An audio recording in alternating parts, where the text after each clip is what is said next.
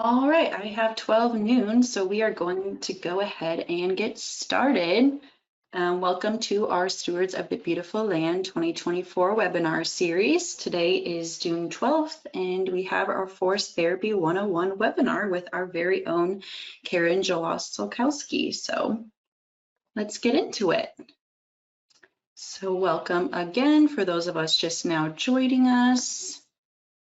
We've got some save the date webinars coming up. We've got one more in June on the 26th, and then we have one on July 10th, and then one on July 24th, and then our last one will be August 7th. So go ahead and get registered for those by heading to treesforever.org and heading to our events page where we have a calendar of all of our upcoming webinars.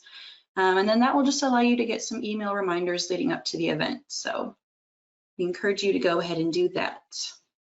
June 26th, like I said, we have our native seed cleaning with our very own Bree Hull. And then as we get into July, we have water quality and roadsides with Jackie Gausch. And then we also have some field days coming up. So mark your calendars for those. Immediate next one is on June 18th, the Native Prairie Remnant with Dr. Tom Roseberg at the Doolittle Prairie in Story County. And then on Saturday, July 6th, on that 4th of July weekend, we've got a prairie walk and history lesson with our very own Bree Hull at the Darrell Smith Prairie at the University of Northern Iowa. So for more information on those, you can head to our Stewards of the Beautiful Land landing page on the treesforever.org website. You can get some more info there. And then we have our Trees Forever mission. Our mission is to plant and care for trees and the environment by empowering people, building community, and promoting stewardship. And we strive to fulfill that every day here. So. And then just some quick facts. To date, we've planted more than 3.4 million trees since our inception in 1989. And we are designated as a charitable 501c3 organization, headquartered in Marion, Iowa. We have a staff of about 20 plus in Iowa and Illinois, and I think that might be closer to 30 once you add in our AmeriCorps members. So we've got a good group with us. And then just some more housekeeping. The only way that participants can interact with us is via the questions box, and that should be located on your screen. So you can ask questions throughout the webinar, and we will do our best to answer them. And if we don't get to them, we have a question and answer session at the end. So that is how you will communicate with us. And without further ado, we will get into our Forest Therapy 101 webinar with Karen Szalkowski. Thank you, Emma, for that great introduction. I am a Trees Forever field coordinator, and I'm also the owner of Forest Spirit LLC, and I offer guided forest therapy walks and outdoor educational programming. And I'm a certified guide with the Association of Nature and Forest Therapy. So I'm excited today to share with you something that I truly enjoy doing in my free time. So I would like to share with you more about forest therapy, the history, what to expect on a walk, the benefits, and how you can incorporate this into your everyday lifestyle. And then we're going to do a little mini virtual walk. So I think most of us can agree that trees are a valuable part of the ecosystem. Sometimes I feel we underestimate the power of trees and how they can benefit our health and our well-being. And these benefits can happen just by spending time in nature or out in the forest, and we often don't realize that we're really even receiving these benefits. So what is forest therapy, or what is Shinrin-yoku or forest bathing? They're all very similar and based on each other. Shinrin-yoku literally translates to forest bathing. So throughout our presentation, you're going to hear me kind of mention those three a little bit interchangeably there. And if you're like me, maybe you spent time as a child playing in the forest, or making nature soups, tasting berries, or just walking in silence, or maybe wandering out to just that right spot to sit and be. And I've always had this strong connection to the outdoors and being in my own world in the forest. And when I thought about this, I realized that I had been doing forest bathing since I was a kid. I just had no idea that there was actually a term for it. So forest therapy is not just a hike. It's not to go from point A to point B or to cover, 2 miles or 3 miles. In fact, on most walks, we only cover a very short distance. It's also not an interpretive hike. So if you've been on one of those hikes where a guide identifies trees for you or points out birds, things like that. It is not that either, not until like the very end part. And it's really just about immersing yourself in nature. And the hike is more of, I wouldn't call it a hike. I say that a lot, but it's more of a wander. And it focuses on being in the moment and using all your senses to allow nature in. And it's about slowing down, reflecting, and utilizing the healing powers of nature. I often like to say that it's feeling the forest with your soul. So in the practice of forest therapy, I always note that the therapy occurs in the relationship between the person and the forest. I am not a medical doctor or a psychologist or anything like that. I am simply a guide that helps you along this journey that you'll experience. So a little history about forest therapy. It originated in Japan in the 1980s. And what was happening is that their society was in this very tech-based world where people were busy. They were working long hours. They were in front of the computer screen all day long. And they noticed that people were having all these negative health issues. They had a ginormous amount of stress. They were depressed. The suicide rates had went up. Their blood pressure was going up. Just all these things that none of us really want to experience. And so the government decided, hey, we need to do something about this. Like, we need to figure out what's going on. So they decided that they are going to bus people out to the forest, and they measured their blood pressure, their temperature, their mental health, so how they were feeling before the walk and also how they were feeling after the walk. They even measured their stress hormones in their saliva. So, and what they found is that, hey, being out in nature is absolutely amazing. And I'm sure some of us have experienced this when we've spent the whole day in the forest, or, we spent the day out on the lake. And they realized that people felt more relaxed, that their blood pressure was lower, and they had a lower resting heart rate. And they felt more creative and just in a better mood overall from being outside. So forest therapy is very much backed in science, and there's been a lot of research that's been done. And it's just now slowly starting kind of to make its way to the US and be considered more of a practice. In Asia, they actually prescribe forest therapy, and it's used for stress reduction and to combat chronic illness. And here in the US, we have what's called the Park RX America. And this enables healthcare providers to issue nature prescriptions and track the patient's progress. And we also have a program called Walk with a Doc, where health professionals lead outdoor walks to promote healthy lifestyles, along with numerous amounts of guides who offer walks all over Iowa, kind of all over the US. And in Canada, they have a free parks discovery pass, and they have unlimited admission to their national garden. And if you display a copy of what they call a PA-RX prescription in your identification, you can get into these places for free. So there's a ton of things happening with forest therapy and getting people out there to experience it. And just recently, forest therapy was listed in the American Psychiatric Association survey as a mental health tool for individuals. The University of Wisconsin-La Crosse also has done significant research for the health and well-being benefits for children with mental health issues. And they have found that children that 19 to 14 years old with mental health challenges, after they went out on 2 sessions of forest therapy, they had reduced anxiety, decreased depression, and the students claim that, hey, they made all the bad stuff go away just by spending time in nature. There are also studies that show that when you spend time in nature and in the forest, that there's this decrease in the spiraling of your thoughts or in your minds that may be racing around in there. And there's also a decrease in ADHD.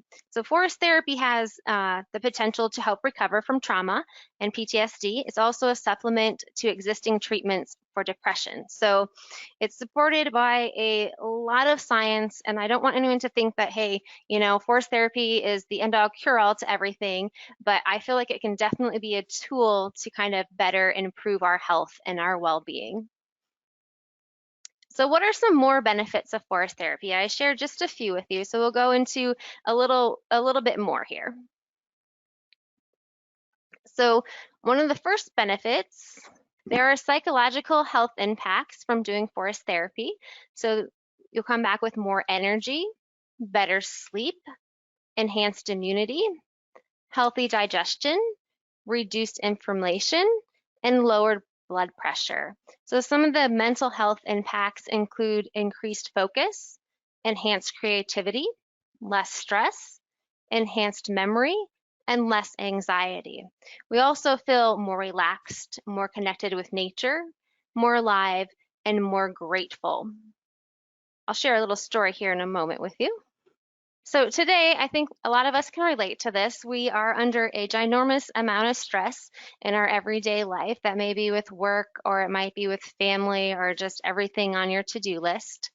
And we're also receiving a lot of information from our phones, from our emails and notifications, pretty much nonstop all day long. So we are extremely stressed as a society, and we are sort of in this constant high level of flight or fight mode. So the best way to describe this is to think of a lion, and when a lion goes out to hunt for its prey, its heart rate starts to increase, its blood pressure goes up, its respiration goes up, and it tends to not think about stuff back in its memory. It's not really learning anything new. Its digestion is kind of just there, and the only thing that's prioritizing is its physical safety above all. So this triggers adrenaline and cortisol within the lion system, and the same thing happens to people when we're really stressed as well. So forest therapy can be a way to reduce stress levels and create sort of a balance between this flight and fight mode. So a little story I wanted to share, an individual on my walk said that her heart rate was well over 100, which is not super healthy. And she said at the end of our walk, it was down to 64, and it hadn't been like this for months. Some additional benefits of forest therapy. So trees and plants produce what we call phytoncides, and it's sort of like an essential oil that helps to protect the trees from different diseases and things like that. So phytoncides are antifungal, antibacterial, and antiviral properties in those. So when we are outside in nature, we inhale or we breathe in these phytoncides. So some examples of plants that give off really strong phytoncides are pine, fir, cedar, and different species of oak. And if you want a couple examples for produce that gives off like high phytoncides, that would be like onion and garlic. And so what happens is when we breathe these in, our body creates more NK cells.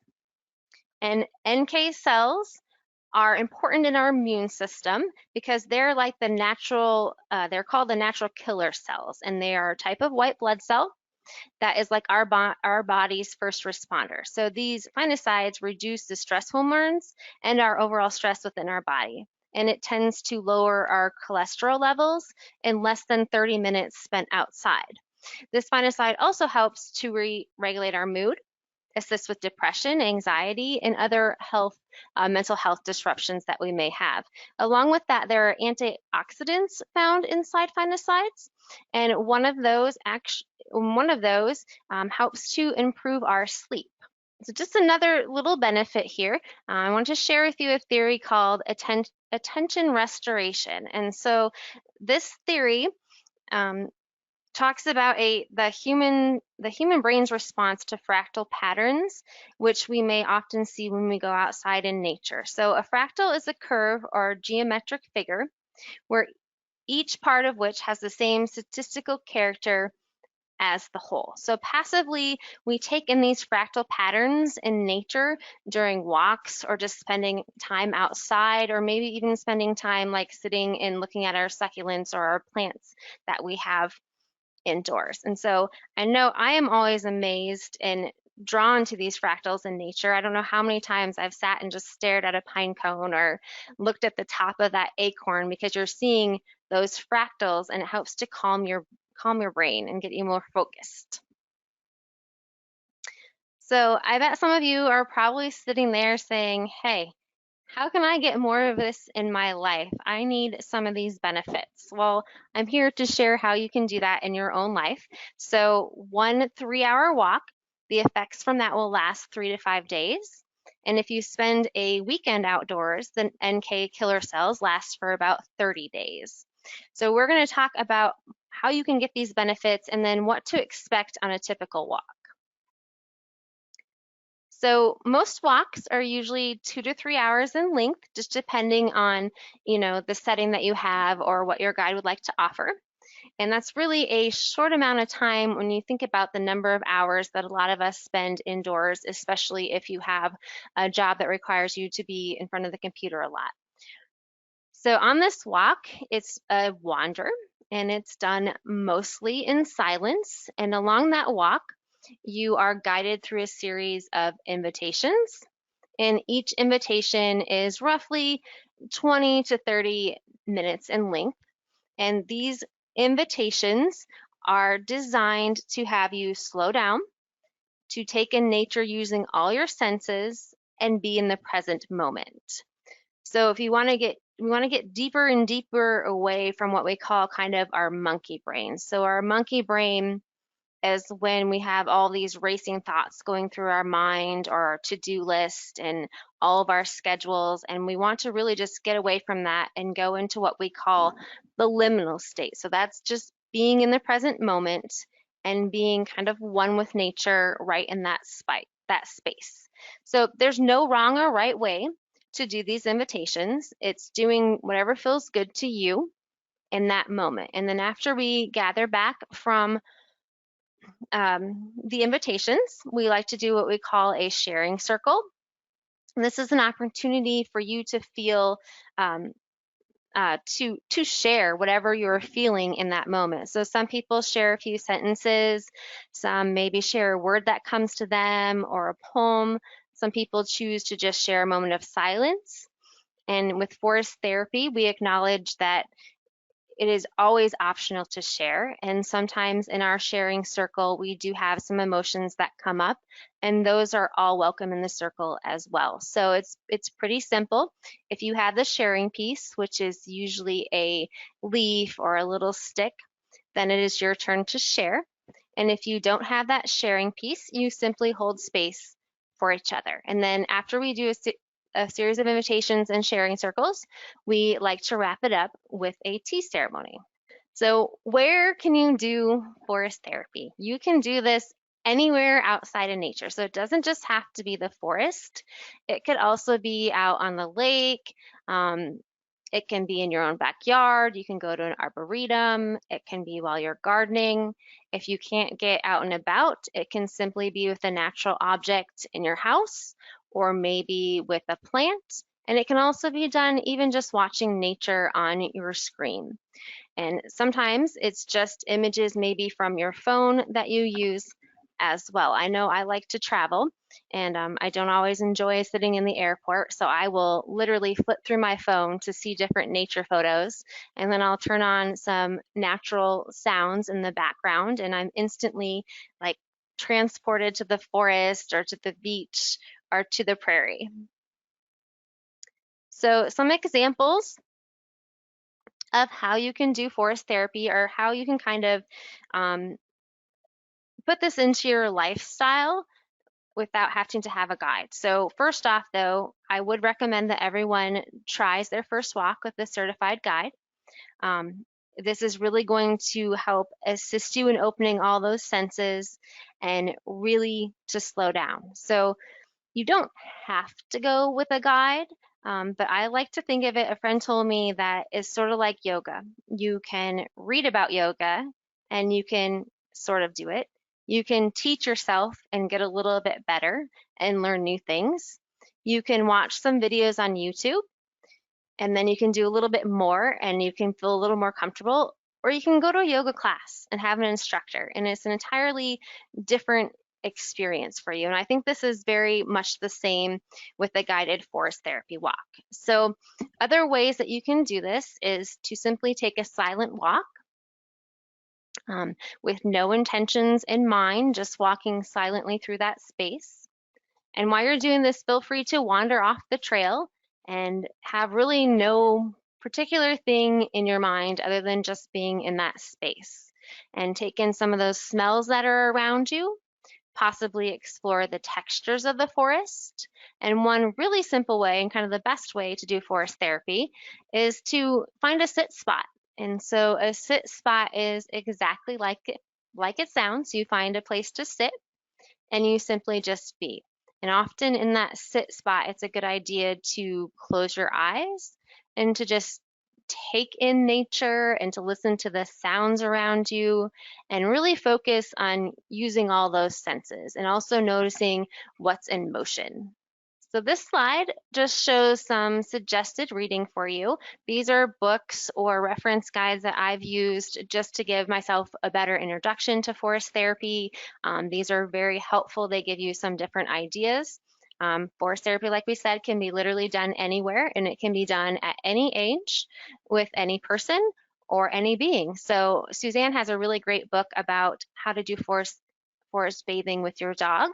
She also has a book about outdoor adventures to share how to do forest bathing, like when you're kayaking or when you're snowshoeing. So I will make sure the slide gets put up towards the end, and then we can also email this information to you so you'll have it for later. So the way to get started is to quit talking and to begin doing. So we are going to take a little virtual walk here. And you're welcome to participate watching your screen or maybe step outside. So give me a moment here to switch over to our video. Go ahead and get comfortable into your spot, wherever that may be, so you can join me where you are via the screen, or perhaps you are able to be outside, which is even better. So our first invitation is called Pleasures of Presence. I invite you to close your eyes or to hold a light gaze.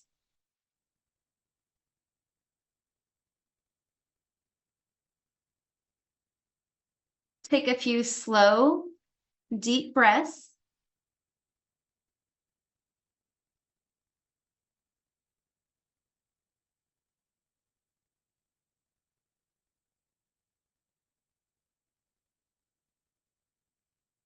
And breathe in through your nose.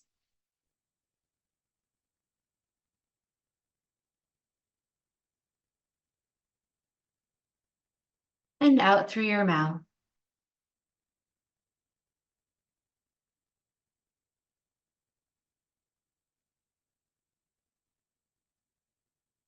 Do this at your own pace, knowing that this moment is just for you.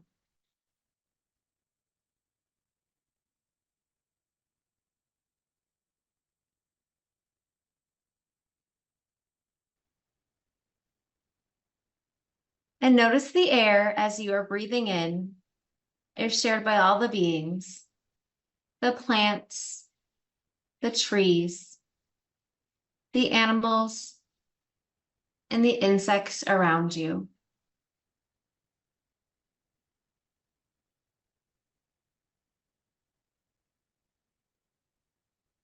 And notice the temperature of the air.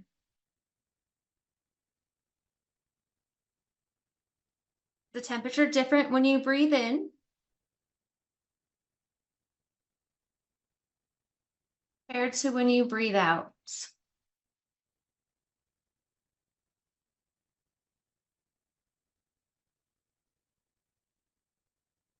Notice how the air moves.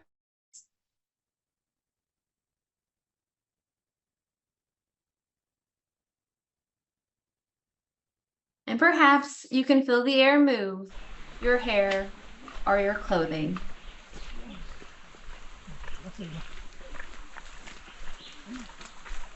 Or maybe the air is just still.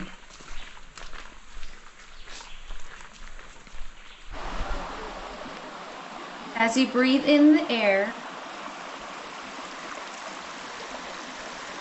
breathe in those smells all around you.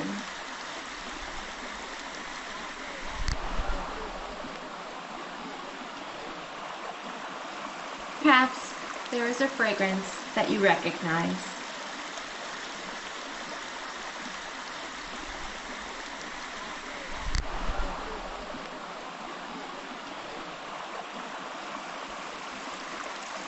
And moving on to our sense of touch.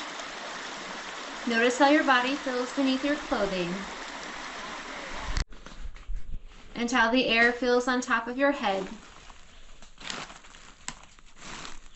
your arms, your torso, and as the air moves through your body.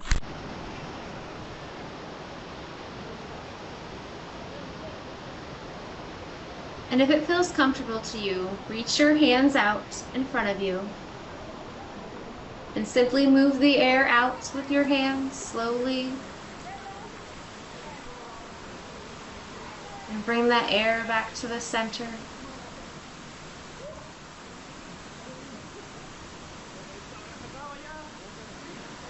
Do this a few times on your own.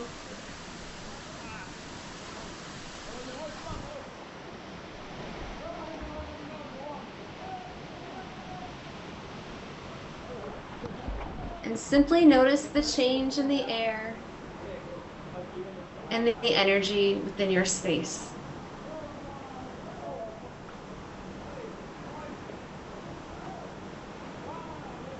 And imagine that your feet have roots coming out from them, reaching deep, deep into the soil and twisting with all the other trees and the plants. What do those roots reach out for?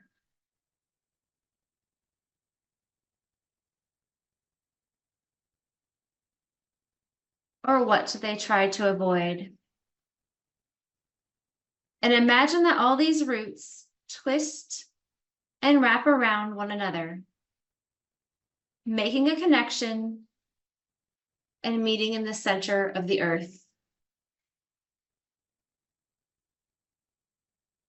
And at the center, those roots gather energy and warmth beneath our feet.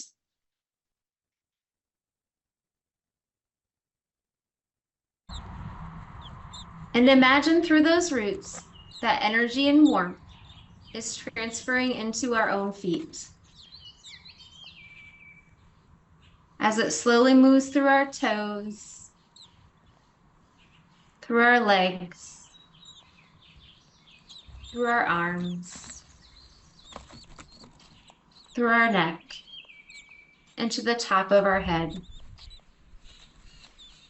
And as we continue, notice the sounds around and within you.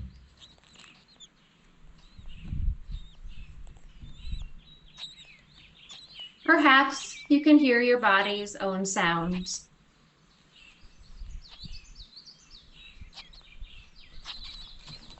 What sounds are closest to you? And what sounds are further away?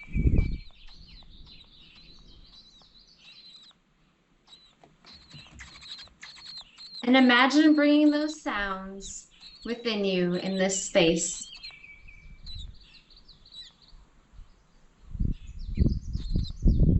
And with our eyes still closed, slowly turn in each direction, or simply turning your head, noticing up and down and each direction. And in a few moments, I will ask you to open your eyes, but not quite yet. When I do, I want you to open them slowly and imagine you are seeing this place for the first time. Take a few deep breaths.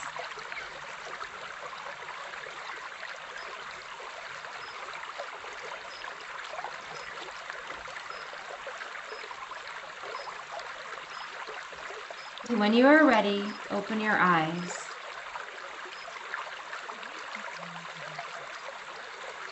Find something to gaze upon in your outdoor space or on the screen.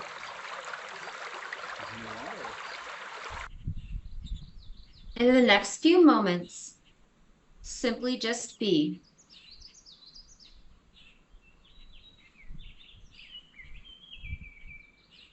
and acknowledge what you might be feeling.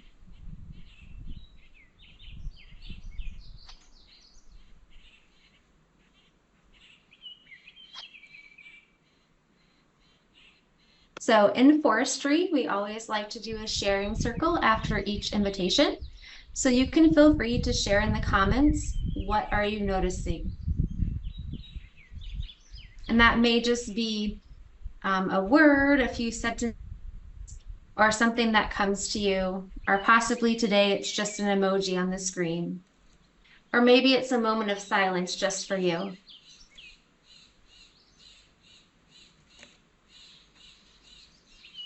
So I will share that I'm noticing peace within.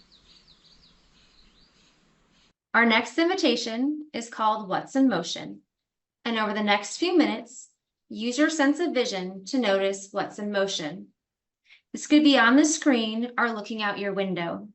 If you are able to, go outside, wander, and imagine you are moving slow like a snail, or simply sit and notice.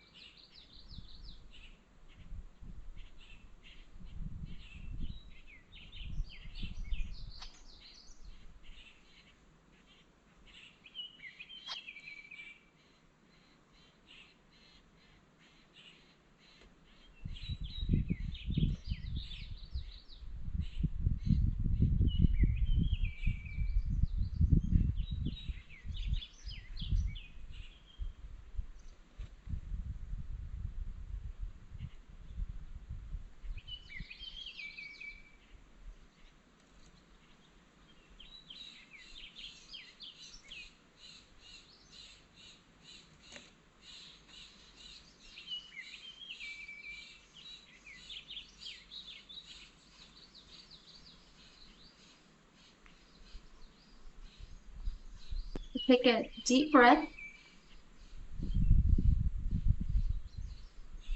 Then if you would like, you can share what you are noticing in the comments section.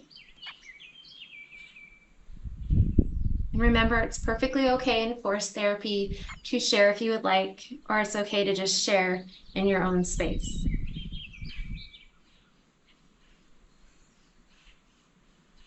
So I was noticing the curiosity of the animals in the video, and I was also noticing all the different colors and nature.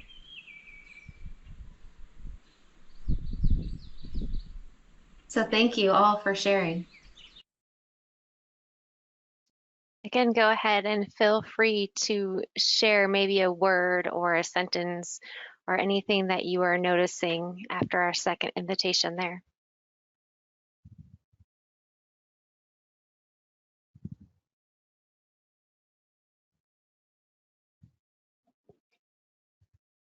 We have a comment that says motion and movement.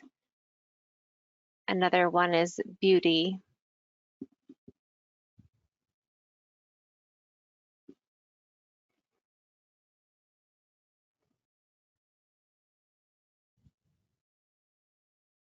And it's completely okay to just share in your own space or to yourself, or to take an extra deep breath and just acknowledge what you're feeling in this moment.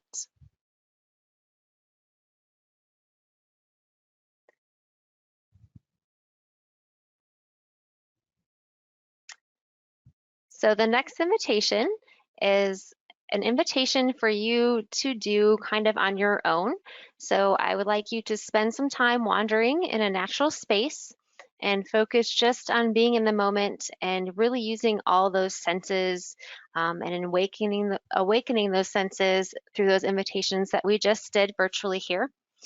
And you can do this later today or whenever you have time. So your third invitation is wander and use your sense of touch to explore textures in nature.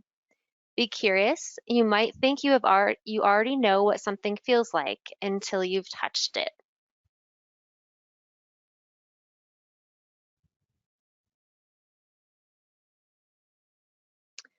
So we would do probably 2 or 3 more invitations after that last one, and then we like to wrap up with a tea ceremony. So a tea ceremony usually involves your guide collecting plant materials from the location that you're at or bringing them with you. So for today's tea ceremony, I have collected some white pine needles from my backyard, and it's important that whenever you are doing foraging, that you're 110% sure of that identification and that you know if it's safe for you to bring that into your system. And always make sure that you have permission to collect on the land that you are in. So white pine trees are native to Iowa. They are one of my absolute favorite trees. And the easiest way to identify them is by looking at the needles. So they have fascicles of 5, which just means that the needles are kind of like in a little bundle held together. They're usually 3 to 5 inches long. They're bluish green in color. And these needles provide a lot of vitamin C, a lot of vitamin A, antioxidants, and they help to support the immune system.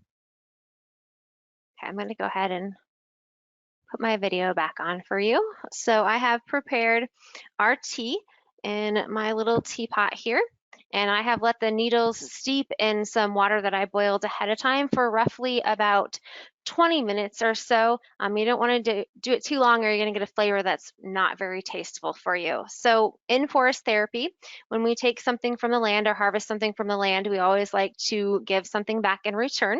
So I pour more cups than the number of participants that are there. So I'm going to pour this first cup here very carefully, and this cup is going to go back to the land. So after our presentation today, I'm going to offer it back to the white pine tree and some flowers that I have growing around there.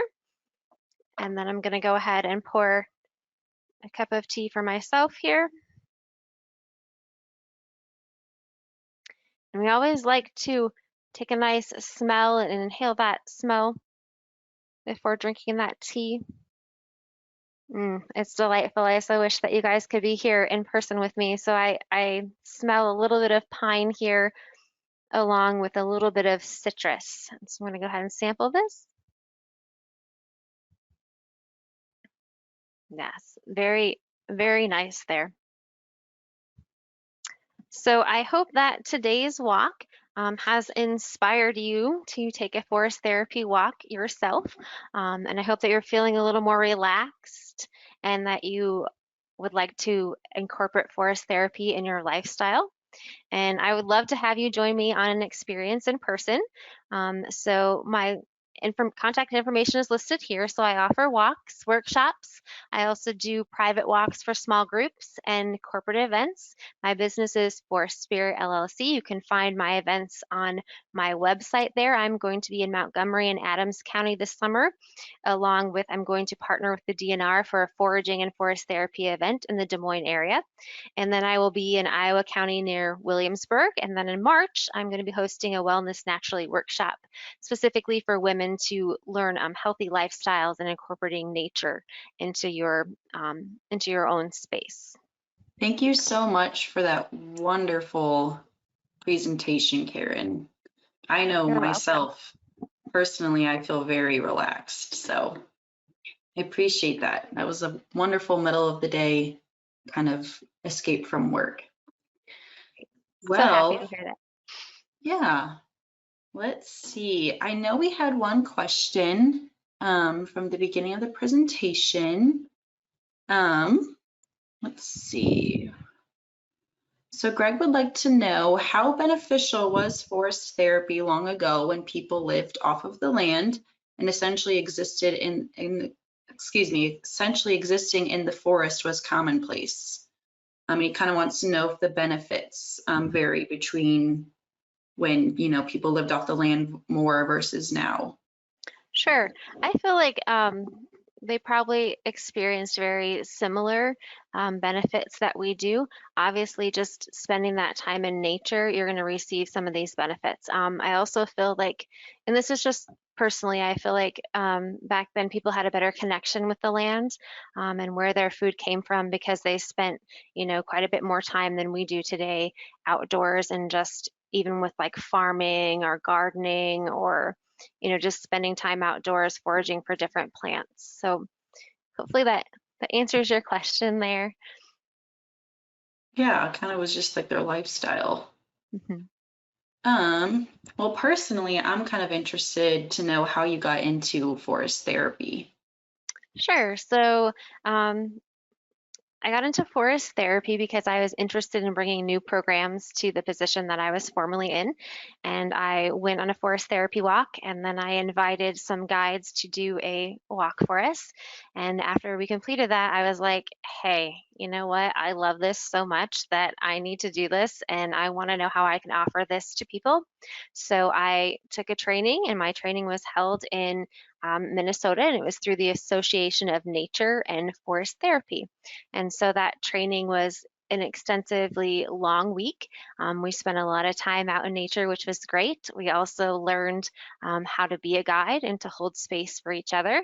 We learned how to write invitations, kind of how to answer questions. We learned about the benefits. And kind of how to promote yourself as a guide. And then we also had a 6-month time frame where we did a lot of journaling and we researched tea plants and we spent time in nature basically doing forest therapy for ourselves and then offering some practice walks as well. Oh, lovely. And I guess kind of a follow-up to that is, do you have to, attend conference or trainings or any sort of upkeep to keep your certification, or is it kind of a one and done deal? Um, from where I took it from, it's just like you're certified and that lasts a Okay. lifetime. We also do Awesome. take like the NOLS outdoor recreation or outdoor wilderness therapy, not therapy, excuse me, wilderness first aid class is what I'm trying to say there. So we take that just to make sure that we're guiding safely and that we know what to do if there was an emergency. But I think a lot of guides tend to take other classes that are very related to forest therapy, like meditation or yoga. And there's additional trainings that are offered just to kind of immerse yourself a little bit more as well. Okay. Very cool. Let's see if there's any more questions that have come in. Well, I guess I have another question. Do you have a memorable forest therapy experience since you've kind of gotten into this? Well, that's a tough question, Emma. I would say that each walk is very different with their participants and kind of just what's going on in nature that day. So all of them are very memorable for me, I would say. But I do walks for women's groups and as part of workshops, and I think those are some of the most memorable for me, just for them to share how they feel more comfortable in nature after a walk or how relaxed they are. I really just love hearing all the comments from people, and I'm so happy to share that with everyone. Oh, that's awesome. That's great. Oh, I guess we have a question here from Holly. She would like to know, what is the best way to stay in touch with your upcoming events? Is it on Facebook or your website? I know you mentioned Spirit LLC is kind of where you're Mhm. officially hosted from. Yep. So my website is Forest Spirit LLC. Um, sorry, that's the name of my business. My website is forestspiritwalks.com. My email is the same. It's forestspiritwalks@gmail.com. I'm also on Facebook, and I would say that's probably the best place to find like upcoming events and register for them usually as well, or you can do that directly through the website. So, and we will also be sending out an email once this video is uploaded to YouTube. And in that email, we can include links to where you can find Karen and her upcoming events. So no worries if you didn't get it written down now, we'll send it out later. We'll also send out that list of resources, those books that you can check out, and then I'll type up that last invitation for you just in case you missed it or don't want to watch the whole video again, that you can do on your own time. Awesome. Maybe we can wrap up today. Thank you again, Karen, for your time. It was a wonderful guide. You're welcome. I know I felt refreshed coming out of it, and so I think a lot of our audience did too. So thank you so much for your time. And this concludes our webinar for today, our Forest Therapy 101 webinar. We will be back in 2 weeks on June 26th for our next one. And then keep an eye out for that email following this video. Should be sent out in the next few days containing information from today and the link to the YouTube. So thank you all again. Bye.